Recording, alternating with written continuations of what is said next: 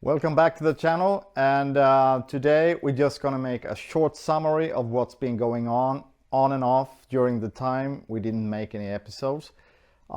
It's been small steps like injectors and wiring harness, trunk spoiler, inside the trunk, the cloth and everything, the textiles inside the trunk, and we're preparing to put the engine in the car.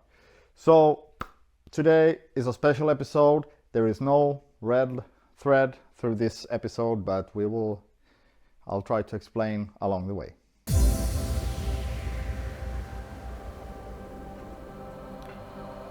Time to put the taillights in place, and it really makes a big difference when those come in place. The whole back part of the car gets a character. So yeah, this is really nice detail to put there. And next is to check the injectors, and they refurbished with the paint and the filters and O-rings and everything, so they're ready to go in. And by doing so, I also want to zinc plate the clips that hold something in place. When it's time to put the fuel rail together with the injectors and the fuel pressure regulator, I refurbished the injectors with new seals and everything, and clean them up, make sure they click when I put the voltage on them, the 12 volt. And also, of course, I know that since before they've been working. Normally I take some like cleaning detergent in the holes to make sure. You can take O-ring lubrication and stuff like that as well, but I mean, yeah, this is how I do it at least. So then you push them inside like that. You take the locking clip, this one, freshly zinc plated, and you put that one to lock them onto the rail so they won't slide off. Then just repeat it.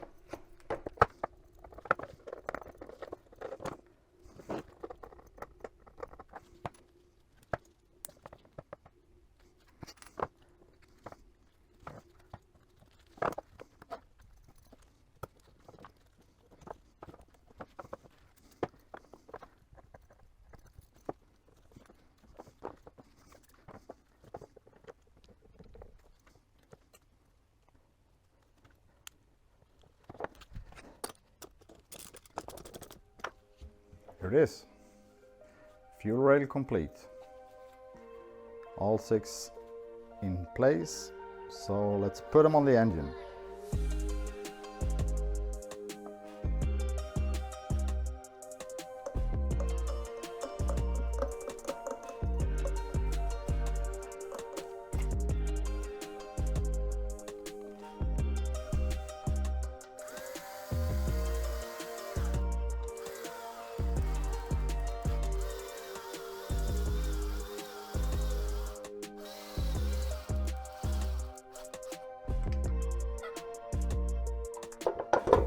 The valve cover is back in place, and it's time to connect the wiring harness.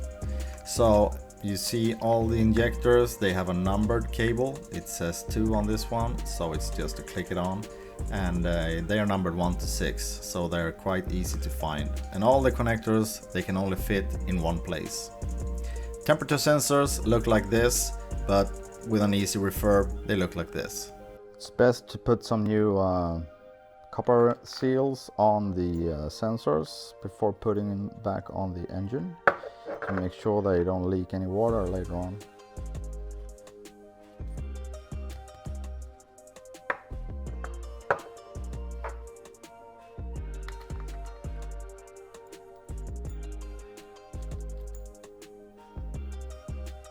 Like that. This sensor is for the control unit, to know the engine temperature, to keep the map correctly.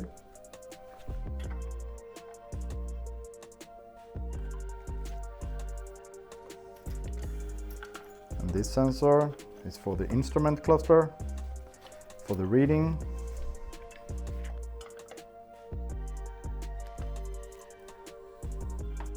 And this sensor is for the cold start function of the ECU with a timer function which allows it to go rich for 8 seconds when the temperature is low.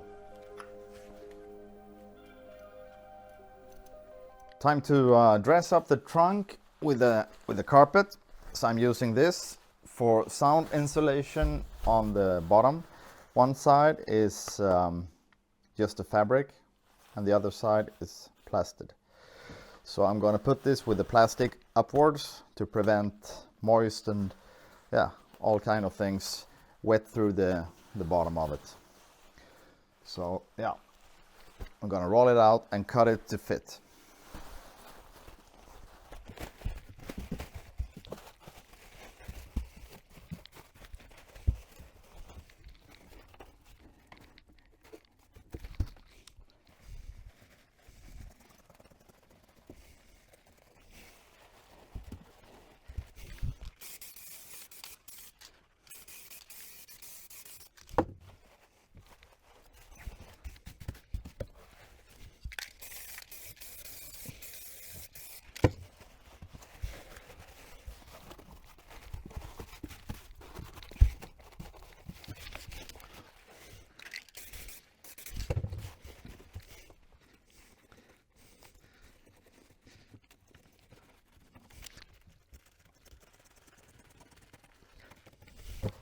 So the base carpet is done, and now it's time to put the other parts in place.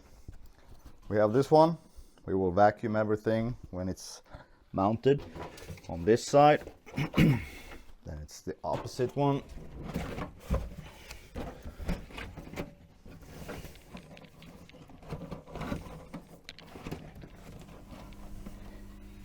Spare tire, and what better choice than a standard TRX with the zinc plated parts to keep it in place. I think this tire really, it's the right model.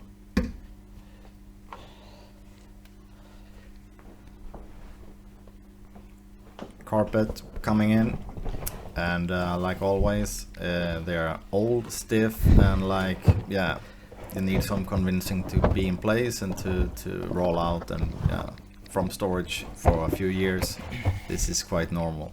However, it fits, and I think after a cleaning it will do the job well. We're gonna fine-tune everything and put it perfectly later on, but now all the parts are here and we're gonna adjust everything so it fits perfectly. Need some adjustment for the power antenna and also for the spare wheel jack and everything. And of course we're going to refurbish everything with a vacuum and see. Now I'm just fitting everything for a first try.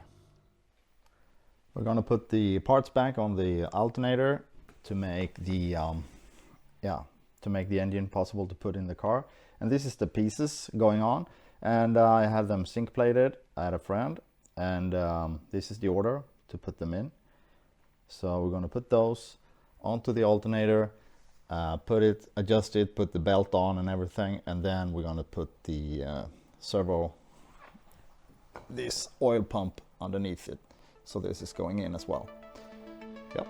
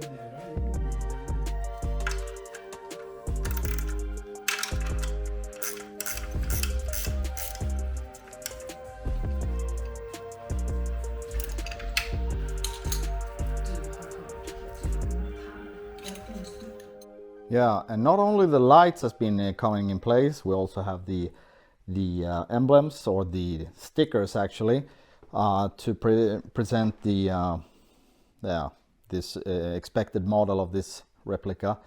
So that's on in place, as well as the badge and the plate holder.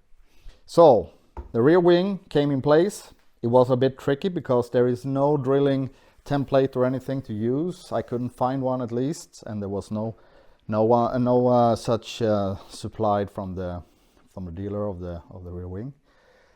But it's drilled on 4 places and with a nut underneath. So it's sitting with a nut up here, here, and in this hole. So that's all set in place and rust prevented and paint and everything in the hole, so that should be okay. So I'm gonna verify that it's sealed and doesn't take in water. Apart from that, the trunk interior is more or less in place. I'm test fitted everything, so I'm gonna set this up and really secure it. Put the jack in place and everything like that, and then make a real cleanup of this. So that's what's gonna happen until the next episode. And yeah, seems like things are coming in place. The rear wing really makes the Alpina look perfect. And the engine, as you could see in the video, I was putting the alternator in place, and also the belts, adjustments and everything. Everything is zinc plated and looks really good if you ask me. And one thing to be careful about here is that there's 2 types of generators, of the alternators. One is before, what is it, 85 or something, when you had this type, the rubber bushing. So that means that the alternator is mounted with rubber bushings in the both of the assembly points. And that means that you also need to remember to have this ground wire. 6 square millimeters ground wire to the alternator, otherwise this one will not be grounded and the charging will not be happening. Apart from that, most of the parts are in place, cooling hoses and everything. It will be a last final check before the engine goes in. The injectors was cleaned, and I had them exercised with a electrical signal to make sure they click properly, and also replace the filters in them and all the O-rings and everything. So those are now okay, I guess. Grounding of the harness, important to remember. And also this is for the sensors in the gearbox. This one is for the idle control motor. You have this one for the air flow meter. Yeah, so the next thing after the engine is in place is to put the additional parts on the engine on it, so we can test it out, try to start it up. Apart from that, I also had the temperature sensors here. You have one which is for the instrument cluster. You have another one which is for the control unit, and you have this one which is a cold start. So this one actually detects if the temperature is below a certain level. It primes the engine for like a few seconds when you cold start it, and then it shuts off again. So it's activating the cold start valve underneath the intake to prime the motor. The cold start valve is located up here in the center of the intake manifold. So that's what's going on when that sensor is activating. So if you have a engine like this, which is like really tough to start cold, could be that sensor is dead and it doesn't prime the engine. Apart from that, since this is a B35 engine from an E34, the engine stand here is coming from E28 goodies, so it's a custom-made engine stand. So we're going to see how that fits later on. It's not fully assembled, The bracket here for the AC compressor is also something we're gonna look into, because I have the engine on the engine. It should be fitted, but it's still in the car. The compressor is in the car due to that, the fact that when they removed the engine before I got the car, they choose not to disconnect the hoses, because the system is pressurized and sealed, so it's fine. So it should be okay, the AC system, even though, yeah, the engine's been out. So I'm gonna attach the compressor when the engine comes back in place. So anyway, I'm gonna continue and I'll show you a little bit about the steps so far. And since this is gonna be a quite short episode, the next one's gonna show how to put the flywheel, the clutch, the starter motor, and also of course attaching the gearbox. The gearbox, it's sitting here with the new gearbox engine mounts, a new disc, the rubber flex disc, and also the shifter linkage is all connected. So what we're gonna do is gonna put this in place. So we're gonna insert the engine and gearbox package as a whole into the car, and we're gonna put some oil inside this one as well. It's 1.6 liters of oil to this type of gearbox. So things are about to happen. That's all for today, and some fun things to come in the near future. The engine is going in probably this week, so I would guess in a week's time there will be an episode about that. We're gonna also connect the prop shaft. We're gonna finalize the exhaust, and also the some rubber sealings in the door openings, which is quite expensive to buy, but there is a trick. So more about that coming in the next episode. I hope you enjoyed today's episode. Let me know if there's something you're still thinking about or something I didn't show, and I'll try to give you my answer. Don't forget to like, subscribe, and share this video if you like the content, and please drop a comment. See you next time.